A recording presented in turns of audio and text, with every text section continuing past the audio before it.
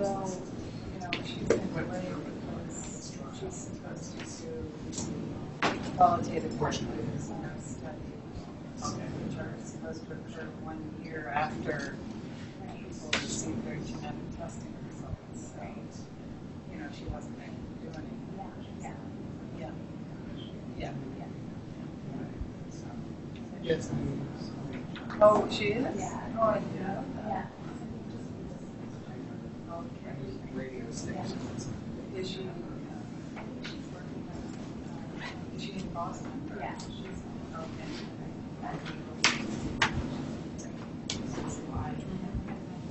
Well, nice for her.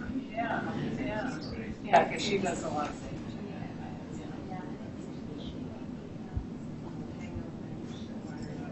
Computer.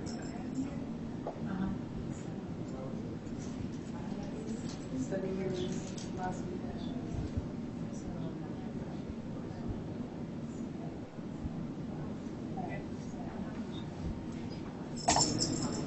Yeah. More administration. Yeah.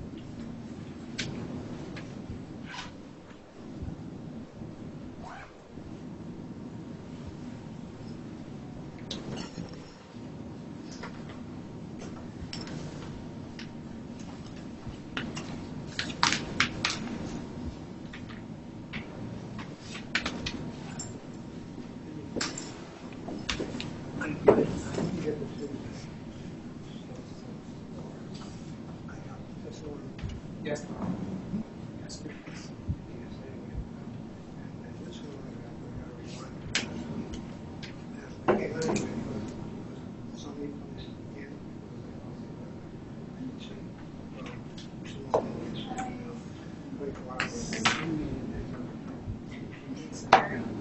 Send me an email.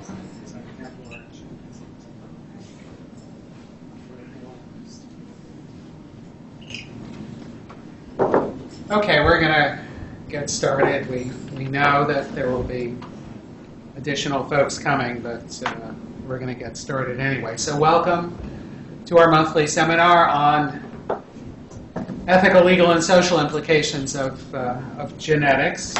Let me give you some coming attractions for next month. Next month's seminar is on March 11th,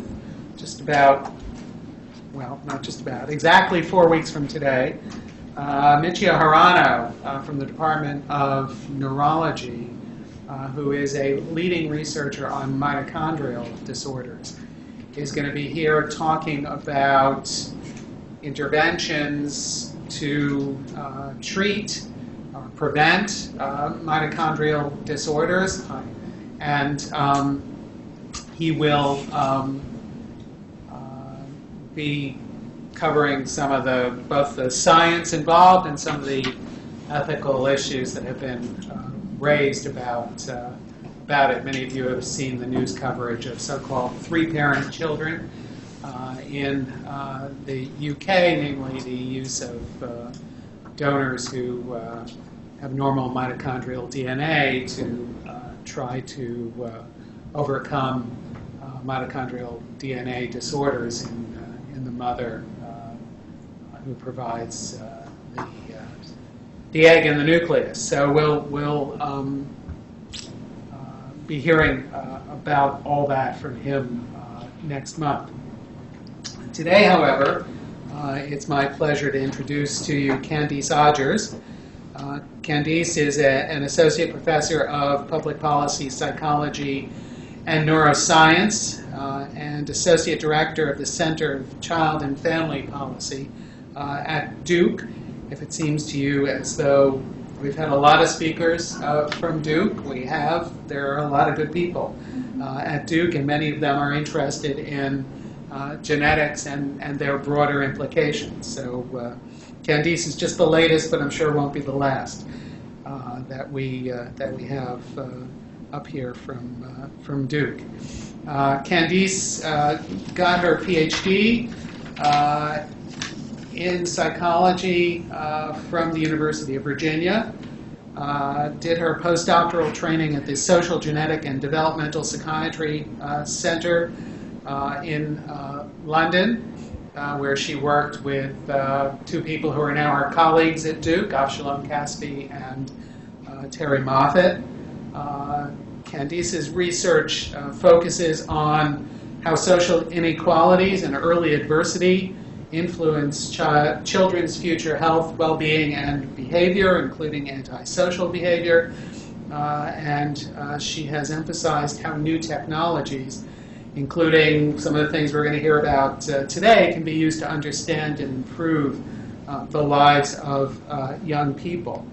I happened to get an email from a close friend who was once one of Candice's mentors at the University of Virginia, John Monahan, and I told him that I'd be introducing Candice in just a few minutes, and he said, Paul, if you don't know already, you're about to find out that Candice is amazing. She was here a few weeks ago for a talk on texting and adolescent development, which bears some resemblance to what we're going to hear about in a moment. She was a PhD student here at UVA, as I told you, the best I have ever known.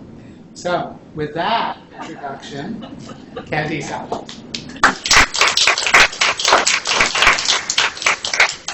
Well, it's always nice to be introduced by Paul and John here, so I'll try and live up to some of those kind words. But it's really nice to be here and to get a chance to learn a little bit more about this center, which is doing some really interesting work in understanding how these new findings from genetics, from psychiatric genetics and other fields can be, translated into public knowledge and kind of what's generating those findings and how to make sense of those. So just by way of a little bit of a background on what I'm going to talk to you about today.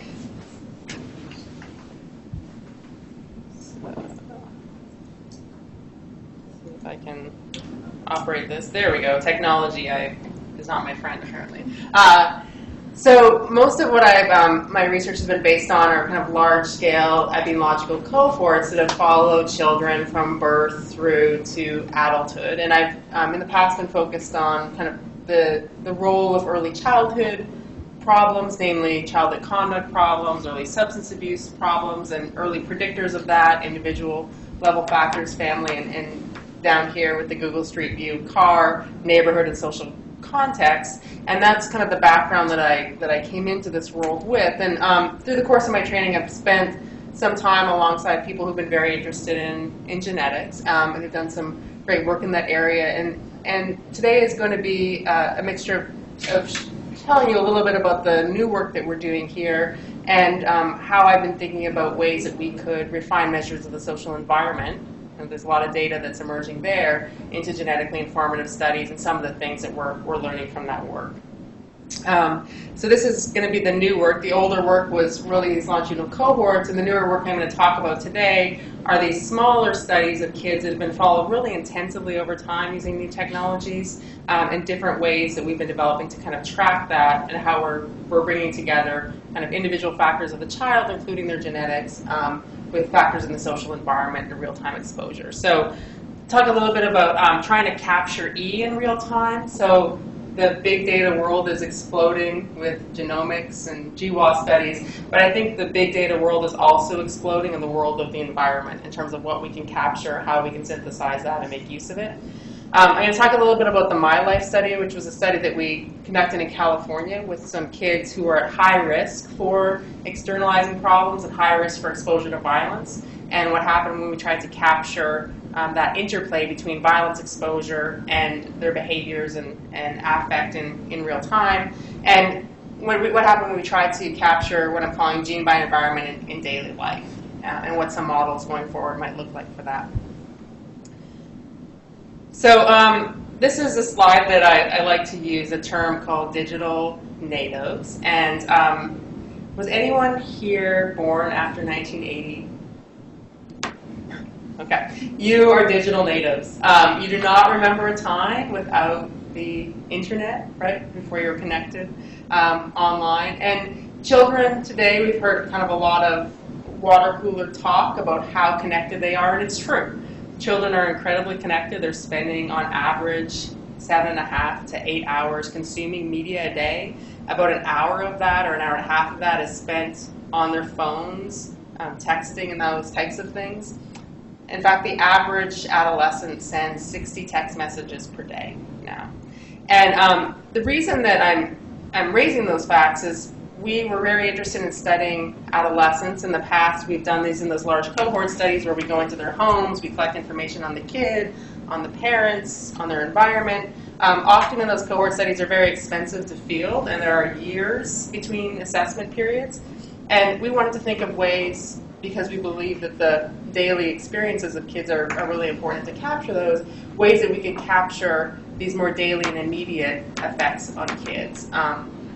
And one of the tools we thought that we might be able to use would be mobile phones. So if kids are walking around with mobile devices, which many of them are, was there a way that we could get onto their phones, or that we could give them phones to kind of record their life as lived, capture both their environment and their symptoms in real time and in kind of a higher resolution? And so we capitalized on this idea of these digital natives that would be really connected to their phones, and we might be able to connect through their phones to them. So this is just some data on adolescent cell phone owners. So 95% of teens are online, and that comes as no surprise. And now 78% have a cell phone. And so ownership is pretty high. The other thing that's interesting to note is rates of ownership are increasing most rapidly among low-income and minority populations. So populations that many of us would like to access are now online. This digital divide that we've had in the past with internet access is dissipating a bit, and they're online, and they're online through their devices. The other thing, just like in the genetics world where the cost of the chips and assaying and the genome-wide assays are falling rapidly, the cost of mobile technology is falling rapidly. So in the process of doing this study, we also found that it was a pretty cost-effective way to capture real-time and high-resolution data, which was something that people might not expect. Once you say technology in a study, you often think of increased cost, but here we found really decreased costs.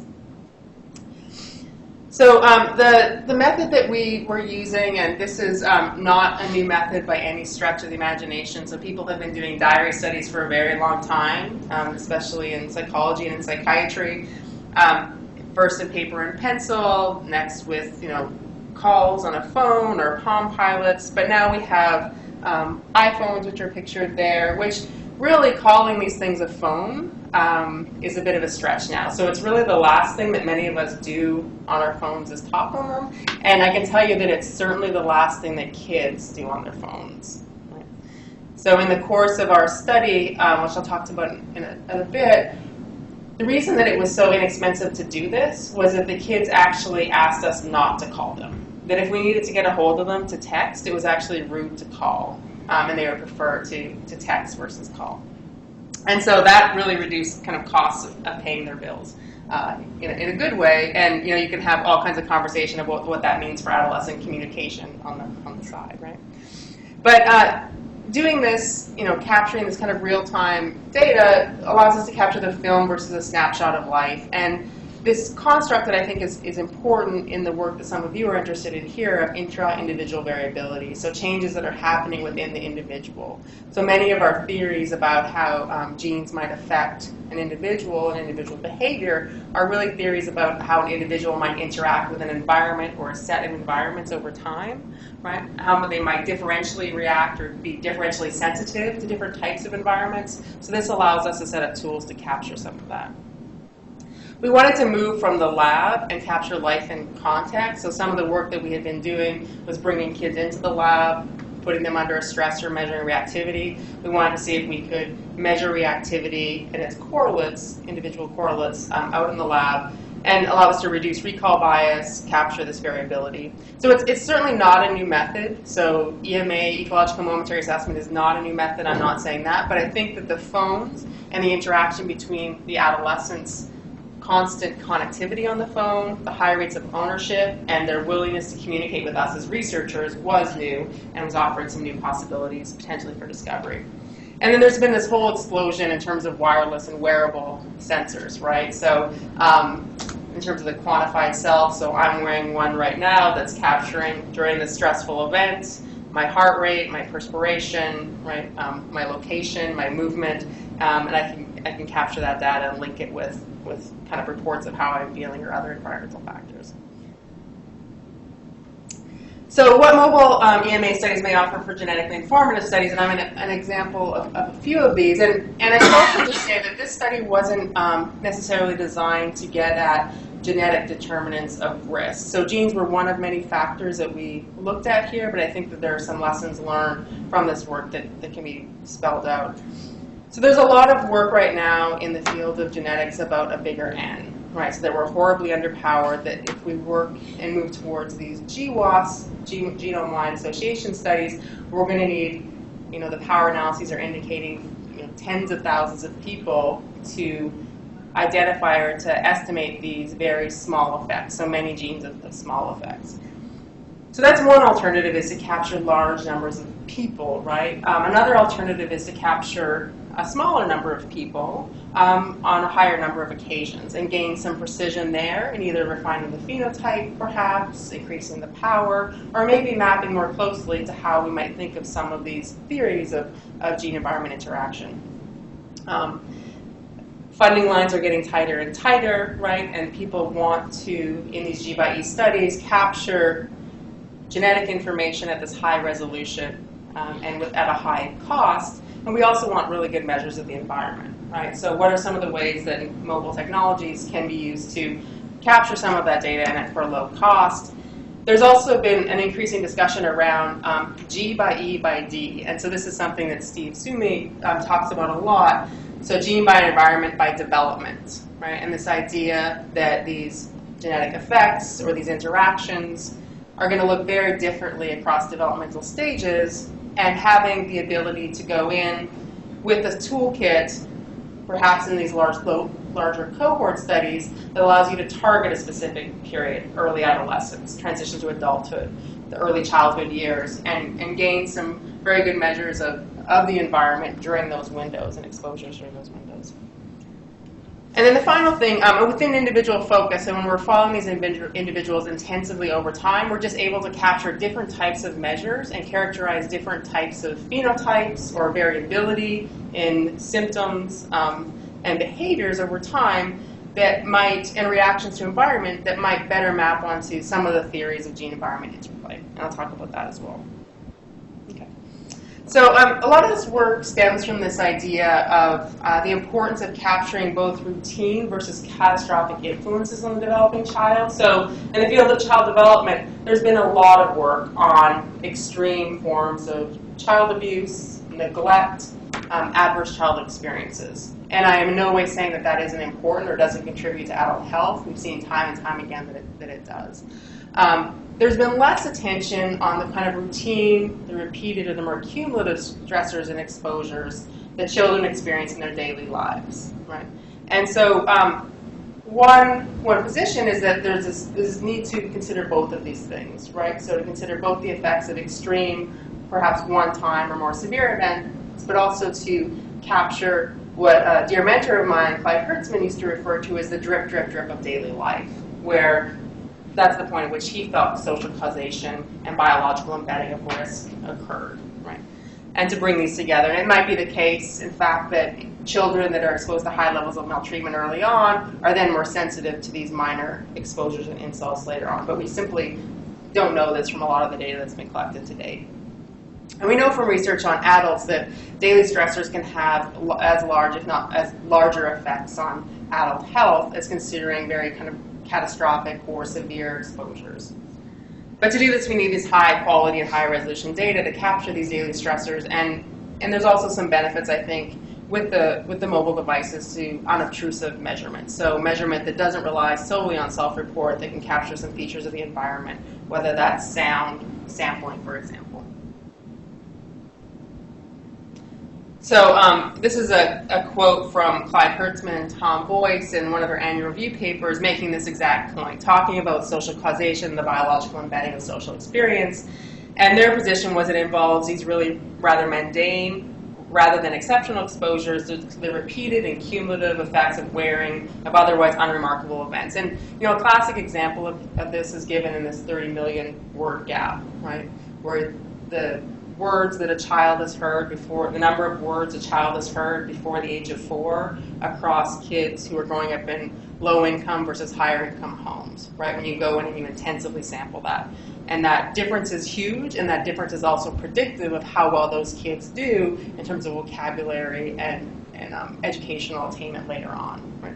And so the same idea holds to the kind of daily exposure to toxic stressors. All right, so what did we do? So coming off working on these large-scale epidemiological studies, what I wanted to do was try and refine a set of methods that would capture these daily exposures that then could be imported back into large-scale longitudinal studies. So you'd have, at the end, the best of both worlds. So these large-scale epidemiological cohorts that capture development over large periods of time, but also the ability to go in a measurement-first way and capture environmental exposures during critical periods or during amongst key subpopulations within the group.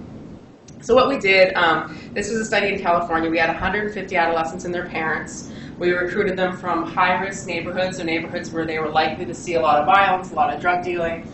We brought them and their parents into the lab. We did assessments on both of them, the kind of things that we would typically do, get them to report on their own behaviors or behaviors of their child.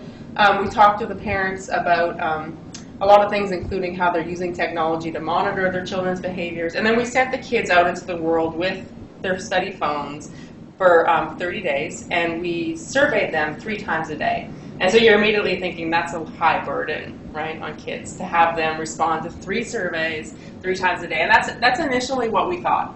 We thought there's no way that these kids are not going to drop out of the study, that we're going to have to, we spent a lot of time thinking of different types of incentive structures to keep them engaged.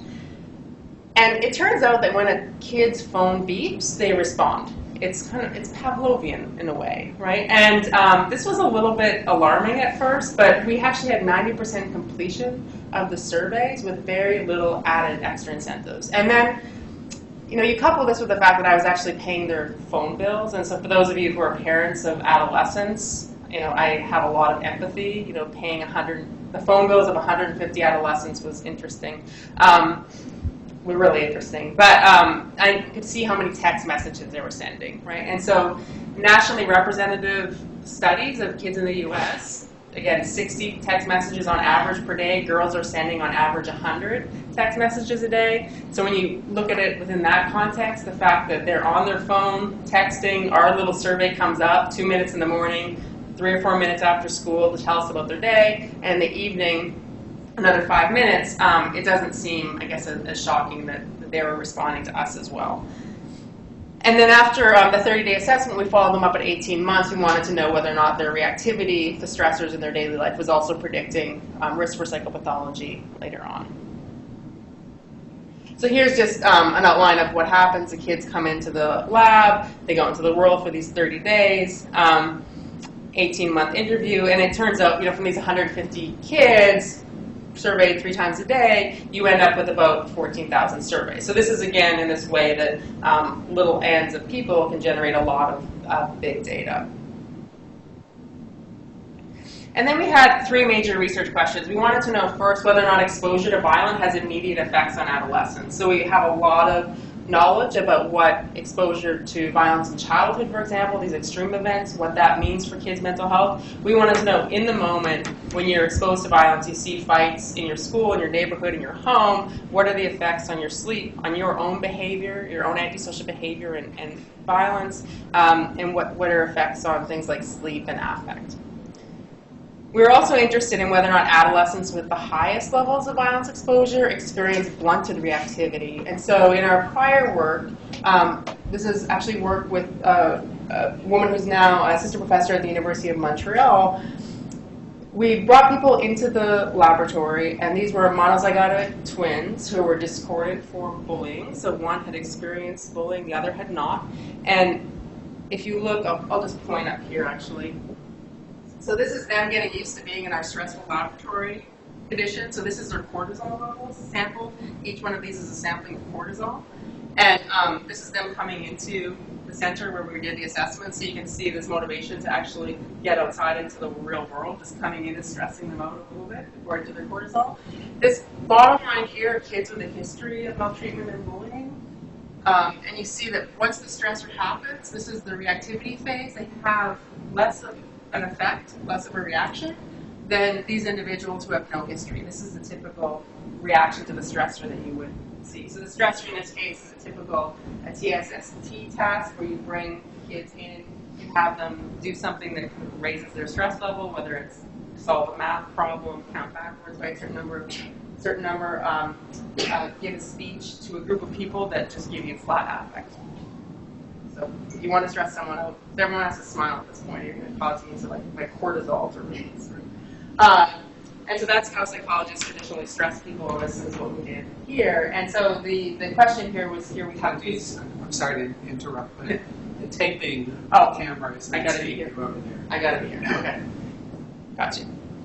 So so this is how we stress the kids in the laboratory, and the idea, this was a physiological marker of stress reactivity, and we wanted to know behaviorally what's the reactivity in the field. And then are some adolescents more reactive to daily triggers, and here we were interested in whether or not some individuals who are carriers of markers, genetic markers that have been traditionally thought of as marking kids at risk, are those kids in the moment are more reactive to stressors when they occur. Okay, so we measured exposure to violence, whether or not they saw people fighting in various places. We measured their behaviors, substance use, fighting, bullying, and their series of health risk behaviors, their emotions, and then their health. So a pretty comprehensive battery of how the kids were doing. We used a multi-level modeling framework. So the key takeaway from this is we were really interested in understanding not between person differences, but within. So the effects that I'm going to present now are really the effects of exposure to violence within person. So the comparison is me on a day where I was versus wasn't exposed to violence, right? So do I experience more likely to use substances on days where I'm exposed to violence versus days that I'm not exposed to violence? And that's averaged across the people in the series, and you get an aggregate effect. So this allows you to control for all within individual factors that would be fixed in terms of a fixed effects model.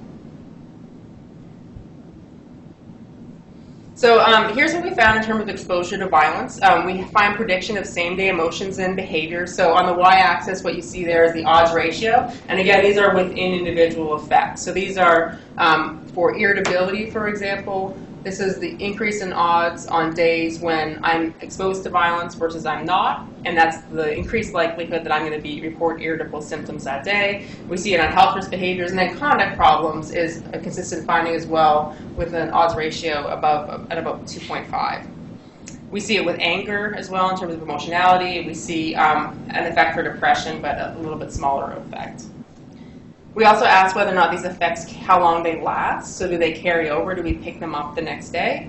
And indeed, we find that for some of them they do. So for conduct problems, irritability, we do. For depression, we do. Anger, we don't. We see that this is gone, reduced down to 0 by the next day. And then we detect some effects on next day self-reports of feeling tired and lack of sleep. Does health risk behavior include substance use? It does not. And so substance use was included in the conduct problems. We looked at it separately, but the actual daily use was really low among the sample. It was a young sample. They were screened to be at high risk for exposure, and in fact they were around people using substances a lot, but they weren't using them themselves, as reported by themselves on the phone. Right. Yeah. So you remember we had the question about whether or not these kids would be more reactive when violence did occur. So in the red, you have kids who have the highest level of exposure across the 30 days that we observed them. So these are the kids that reported the highest level of people fighting in their school, in their homes, in their neighborhood, and other types of indicators of violence exposure. And you can see these are their reactivity coefficients, how reactive they were when violence occurred, and it's much lower than for the rest of the sample, right? So these results are consistent, although it's a behavioral measure, right?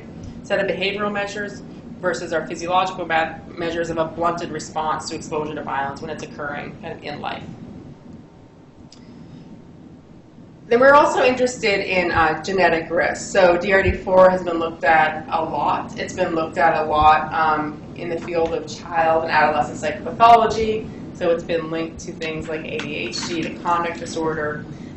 It's also been looked at a lot in another setting, which I'm going to talk about next, which is whether or not it might be a marker not as much of risk as it is of susceptibility to environmental exposure, right? So in the intervention studies that have been done to reduce externalizing behavior, they find that individuals who are carriers of the DRD4, for example, are more responsive to the intervention. So we're interested in this, are they more reactive? But in the next set of slides, I'm going to also show you, we're also interested in whether they're just more biologically sensitive to positive and negative inputs in their daily life. And so here, the kid, 30% of our sample had the DRD4/7 repeat allele. Here, those same results split for carriers versus non-carriers. And you see for conduct problems, antisocial behavior, a pretty large increase in odds here, at about 5.5 compared to the non-carriers, which was actually not significantly different than 0. And we find this effect for health risk behaviors, and we also find it for anger. So kids who were, we believe, who may be more at risk based on this genetic marker, and again, we can talk about the size of this effect overall, which is small, are more reactive when it does occur. Does that group account for the overall? Does the DRD4 group? So do they account for this entire group? No, they're just 30% of the sample. So the average effect, not entirely.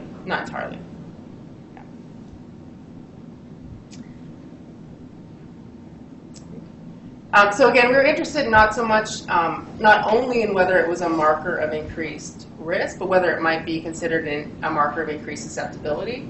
And so the question was whether or not how do adolescents react to positive events and uplifts? We're very good in psychology and psychiatry in measuring stress and reactivity to stress. Probably do less well in measuring uplifts and positive events. And of course, there's this idea that's out there that's coming to the popular press as well of orchids and dandelions, right? That there's a certain percentage of kids, some place it at 15 or 10%, that are just more biologically sensitive. They're have greater plasticity, and they're going to react more strongly, so the theory goes, to inputs from the environment, whether or not they're positive or negative. And we spent a lot of time in diagnosis stress models focusing on this interaction, this person by environment interaction, on reactivity. Are they at a heightened risk, or do they react more strongly when they experience a negative stressor? And here we're also asking, are those same kids more reactive when they experience a positive environment? And here's where I think the approach of looking at intra-individual variability buys us something. So many of these theories assume that we're looking at the same individual, right, that's more reactive to positive and negative events, but the way it's been measured has been between people, right? So you have a group of people who are in an intervention in a control group, and you look to see who reacted more strongly to the intervention, and they had this genetic marker. You're not asking in those studies whether those same people were more reactive in the other direction, right? We just know that from other research. So we're looking within the individual to try and capture whether or not they're more reactive in daily life. So this is work my PhD student, who's now a postdoctoral fellow at Penn State, did for his dissertation. And what he was interested in looking at was this group of kids in the red, and as you see them going throughout their day, so that on the x-axis you're going from early morning to later in the day. And these two groups of kids, one in the red is a group that might be more highly susceptible or have enhanced susceptibility to the environment. And the idea is when these events happen, positive or negative, they're just going to move more from their own mean. And that's the other kind of key element to capturing it this way. We're assessing people's change off of their own mean versus off of some kind of group mean. So when I'm exposed to violence, how much do I react off of to where I usually am in terms of affect or behavior? And then you have a kind of a typically susceptible adolescent. We didn't want to say that kids are not susceptible to their environment. We all know that environment matters. So these individuals would have less of a reaction over time in both directions. And so, again, this has been estimated about 15% of the population, and there's been a long list, there's been a number of reviews, a long list of kind of genes and individual markers that have been put forward to try and think about how one might identify kids who might be more susceptible to interventions or positive enrichment type activities. And DRD4 is certainly one of those markers, and so we wanted to look at that here, and we also had a baseline assessment of low self-control, so we looked at that as well.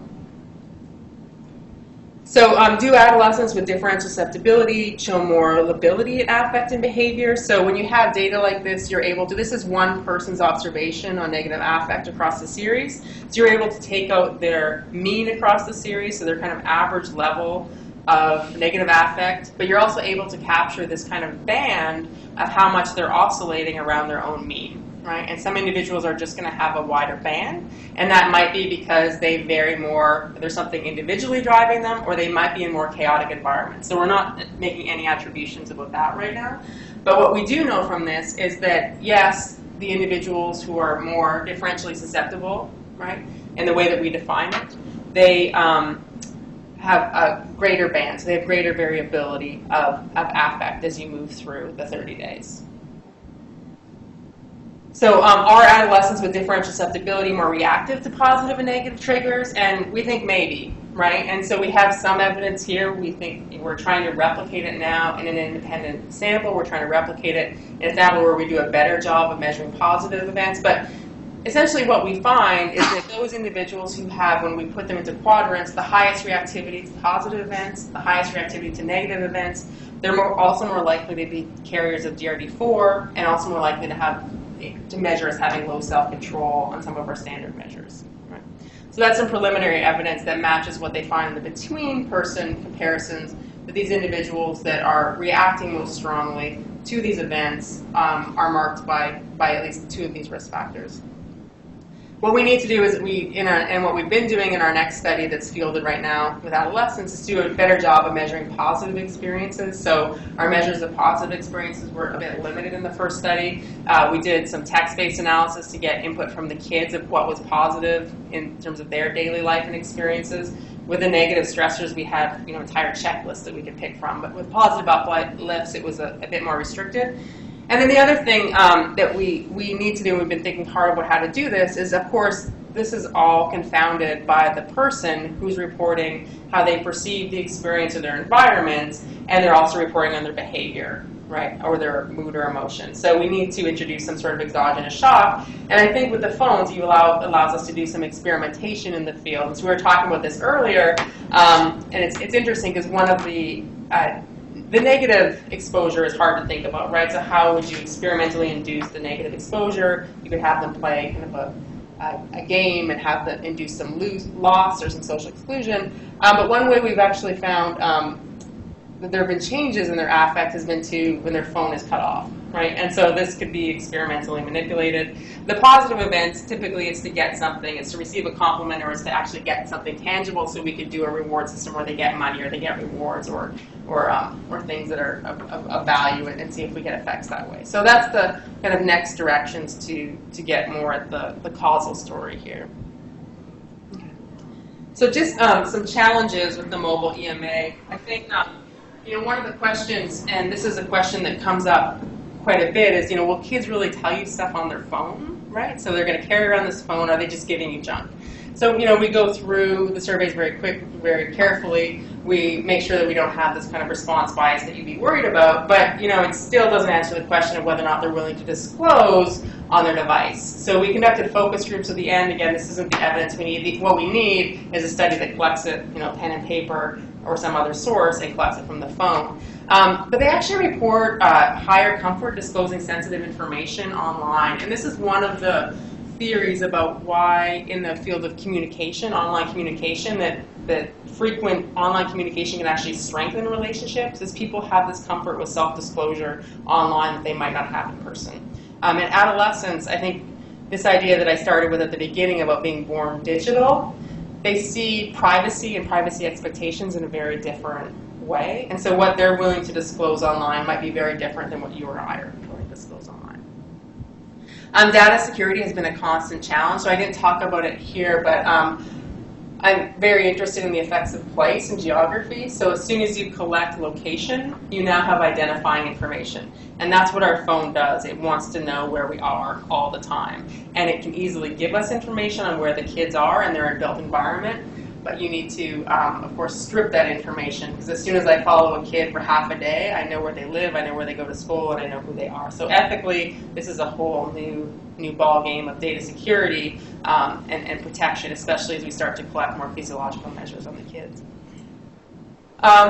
And then I think there's just this idea of reactivity. So one of the things we've known for a long time about ecological momentary assessment is when you monitor people intensely, they change their behavior. In fact, that's how we try and get people to change their behavior. So I don't see that as so much of a limitation as an opportunity to potentially get onto people's phones in the way that people are in kind of the health movement, and that I think we've been slower to in psychology and psychiatry in terms of treatment and behavioral change.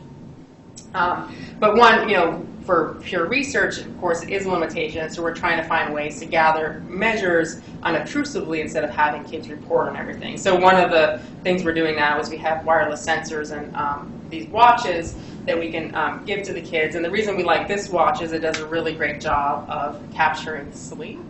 And so it will give an output of the amount of time that you slept, the amount of REM sleep that you've had, amount of interruptions in sleep, and there's been some really nice independent work, independent from BASIS, that's put people in sleep labs, done polysomnography, and shown a very high concordance between the data you get from kind of state-of-the-art sleep assessment. So we're interested in effects of exposure to violence that day on sleep. We don't want to reflect that necessarily from the kids. So one of the ways we've tried to approach this reactivity is to think about the types of things that we're interested in assessing, whether or not we can get those from alternative sources throughout the day and kind of minimize the subject burden. So here's just an example of kind of the sleep output. There's no way that this is mine because I can't remember sleeping for 9 hours ever. But, oh yes, here is mine, 5 hours. Okay, so here's my N of 1 study.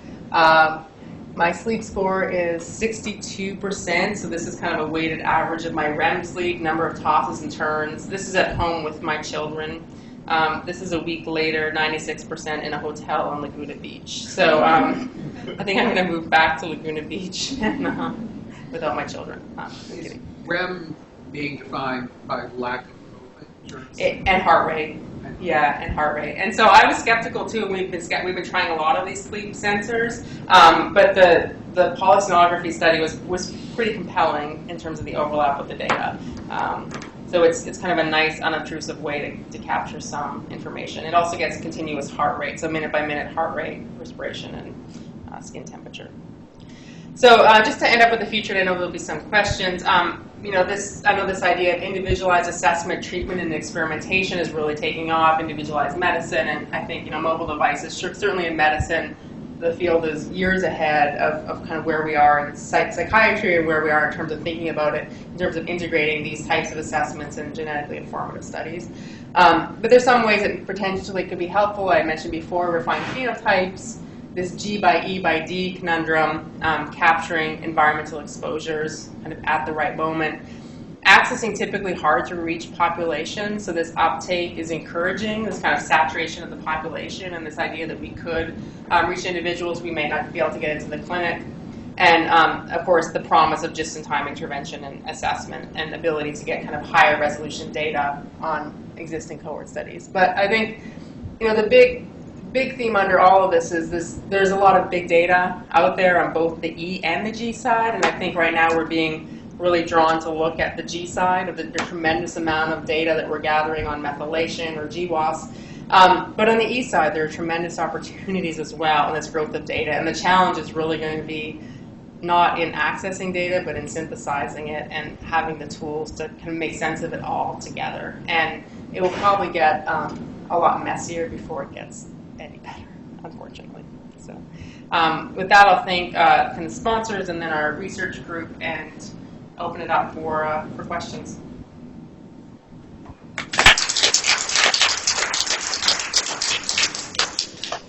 Let me turn on the light. We've got lots of time for questions.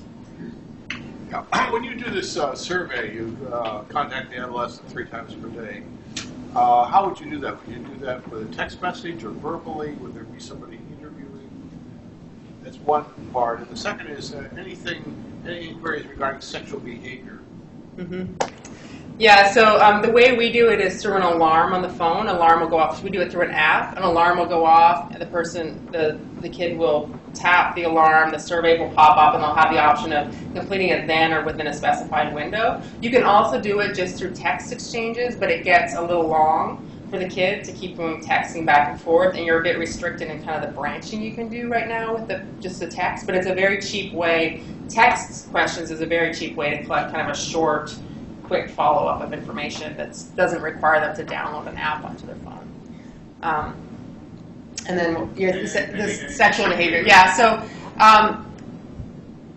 so I started this work as a new assistant professor, and it was a bit of a nightmare in terms of security and kind of, I didn't realize it at the time, but paving some new way ethically and on the data challenges. And so I tried to I was very interested in kind of risky behavior and risky sexual behavior. And I know that there are people that are doing this now, but I tried to keep it was bad enough that I was collecting genetic data, I was using mobile phones, and I was asking about drug use with kids. And so I was already fighting an uphill battle, so I opted, we cut some of those measures for that. Is anybody collecting sexual behavior? Yeah, and so there's actually a lot of work right now going on within the HIV risk community, so men having sex with men. There's some work at Northwestern. I can pass along the name of a group there that's doing some survey work. Yeah. Kind of to follow up on that, so when you're surveying and you're asking about exposure to violence and things like that, how did you handle situations where maybe there might be a mandated report that needs to be made or those kinds of issues? That's actually a really great question. So we had to be very clear that the phone was not a helpline. The app was not a helpline. So there is the potential to extract the data and do real-time analysis and real-time alerting, but there's errors in that, right? So there's some open field text. If they wrote that they needed help, we would need to have software that could recognize that and text a study coordinator and activate something. And we didn't have that in place, so we had to do it up front at the consenting part, making it sure that here's the protocol, protocol for you to call, right? And then we didn't actually see the data until after the study was completed. But there certainly now you can, with improved back-end analytics, you can see the data as it comes in, and there's a potential to do that, but there's also a heavy burden for doing that. Yeah. And even if you only looked at the data at the end, you might know about episodes in which your respondents themselves have been abused. Yes. Right. Did you have plans for how you would deal with We did, yeah. So we have a registered clinical psychologist on staff for referrals. We would follow the mandated reporting rules of the state. Yes. Could you say something more about the positive impact variables that you identified and used? Yeah, so in the first study, we really kept it pretty open-ended, and we asked them to talk about positive experiences throughout the day. We had used an Uplift Questionnaire that had been developed by a colleague at UCLA as well, and it really clustered around things, positive exchanges with parents, teachers, and friends, so receiving compliments, some achievement, but not as much as we had thought there might be in terms of achievement at school or achievement in extracurricular school. But These would be end of the day questions. Yeah, and most of it was around getting something, so getting something new. And I got was the most common phrase in our analytics after it, so getting something, and it was usually getting something material.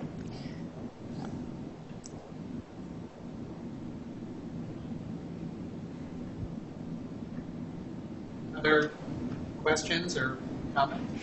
How hard was it to recruit? I mean, were people interested in being part of it and getting involved? Or Or is it just between parents and children?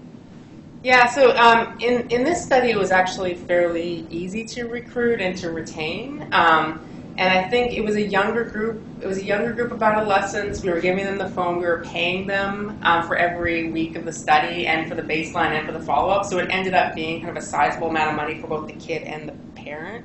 I think it's going to get harder as kids' phones get crowded out. And I think we're going to have the same type of recruitment problems that other people are having in terms of recruitment. So the next phase, I think, is thinking of creative ways to get onto kids' phones, or in an ideal case, and this is why I went down this road to begin with, to use existing sampling frames for these embedded burst designs. Right? I think that's really where the power of this approach can come It's up. just, I mean, did they have privacy concerns? Was that not really? You know, so I would say that was one of the learning experiences. So we learned something about exposure to stress and violence, but I learned a lot about how kids use technology, and we learned a lot about parents' concerns about technology use. And privacy is a huge concern among parents, less of a concern about kids, and they returned the phones with all kinds of things. We had a specific thing. We would allow them to wipe the phone. We told them we could see stuff on the phone. I mean, my poor project coordinator needed therapy after the study, but yeah, it didn't seem to be as salient of an issue as it would be, as I thought it would be initially.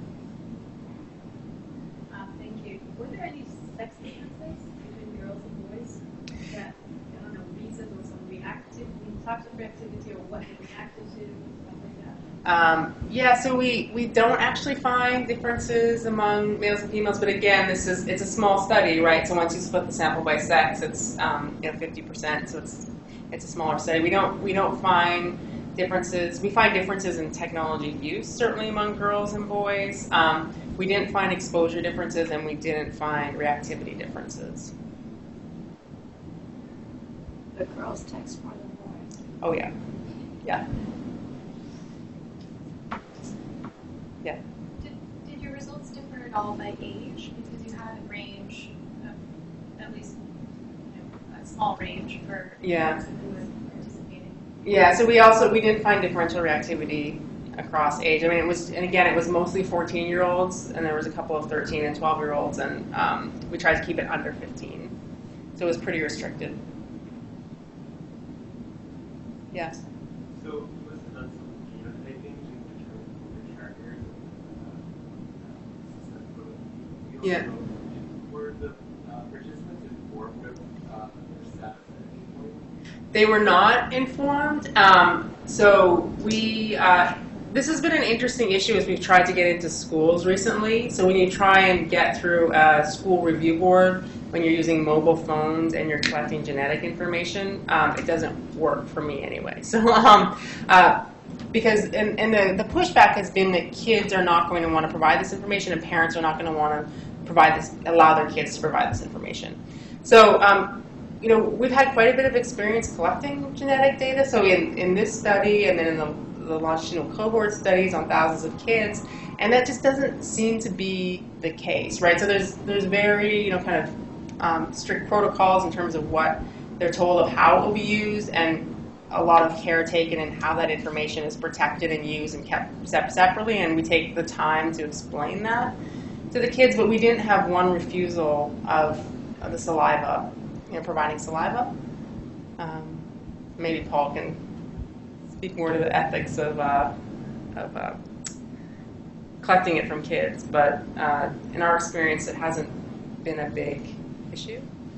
I think the issue then relates to what you're going to do with it, whether you're giving it back, whether it's in some way accessible to them in the future. Were you not able to give them the option of?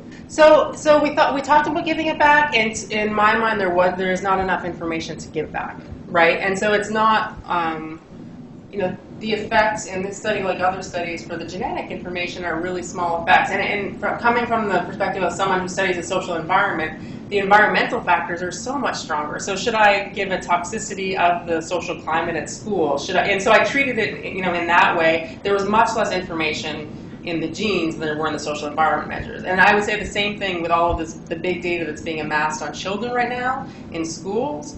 and there's always a heightened concern about the genetic data, I would rather have anybody have my kid's saliva than my kid's test scores and behavioral record of behavior. Right? I'm still at that level of there's not enough information in the genes.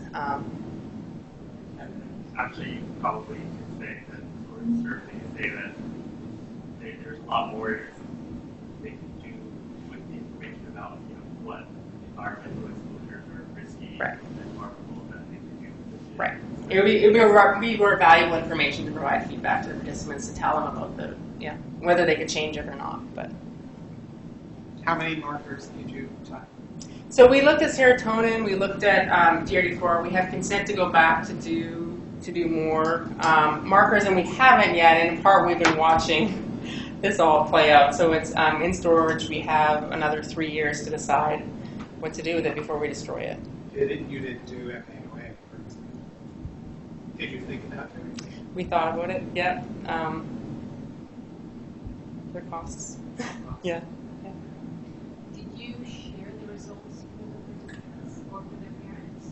Yeah, so in this study, we didn't. In the longitudinal cohort studies, we certainly do. There's newsletters that go out with study findings to the parents. It's part of the one of the ways that the study team keeps in contact. So the ERIS study that I put up before, they've been able to, we just finished the assessments at age 18, and 93% of the original cohort has been seen. And that's one of the ways that they've kept the study members engaged over the years, are these newsletters that report on findings from the study, in addition to kind of other ways of contacting them around birthdays. And How long did it take to conduct this study? so the cell phone study, I think, we had a rolling admission, so it was about, so here's the interesting thing I didn't say. So we started the study, and the first week we were in the field. There was a study released that 20% of kids had taken a naked picture of themselves or someone else and forwarded it, and they were being charged with trafficking child pornography. So I stopped the study, I stopped the study. I didn't know if I was liable, if it was the study. I didn't know. I talked to some of my legal friends at UCI. They couldn't give me an answer that was reassuring enough to me as an assistant professor. And so I stopped the study and spent 6 months with network engineers at Verizon and the University of California and developed this secure channel for the kids to, so yes. Help to what? So that we could lock down the phones in a way that they couldn't forward images and that these younger kids couldn't access online resources that their parents didn't want them to. So again, these were 13, 14, 14-year-olds, and so we basically locked down the phone. They could communicate with their peers, they could communicate with us, but they couldn't send naked pictures of themselves. They took naked pictures of themselves, but they couldn't send them. It's interesting. I've done a lot of evaluations of people arrested for child pornography, adolescents, and adults. Yeah. And, consensual sexual behavior can happen between consenting adolescents, but once one sends a picture, it becomes a felony. Yeah. And that's what I was terrified of. And so that's why we stopped. So the study took a little bit longer for those reasons. So how long did it take then? So it took about 10 months to collect the 30-day assessments, and then we followed them up at 18 months to collect some outcome data on new emergence of psychopathology. Okay, well, thank you.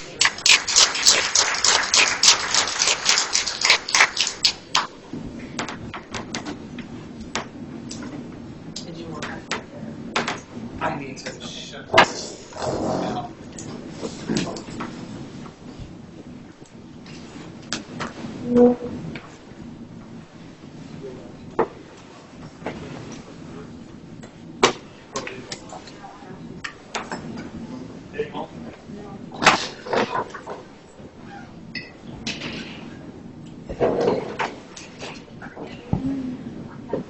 Reminder in my iPhone. So let me ask, because this is going to take a minute, there are 24 updates that are updating. I'm going to ask one of the fellows, I think, downstairs, show you how to get here. The flight helps. That's the flight up here. Thank you very much. Yeah, thank you. It was great. It was nice to have a chance to talk. And Thank you. Years ago, I remember Static University of Chicago said it's doing experiments Yeah. sort of.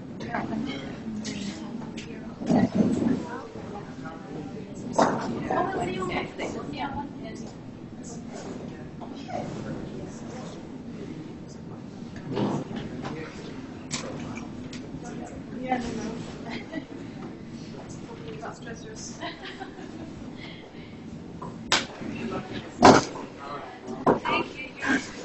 Maya, Yes.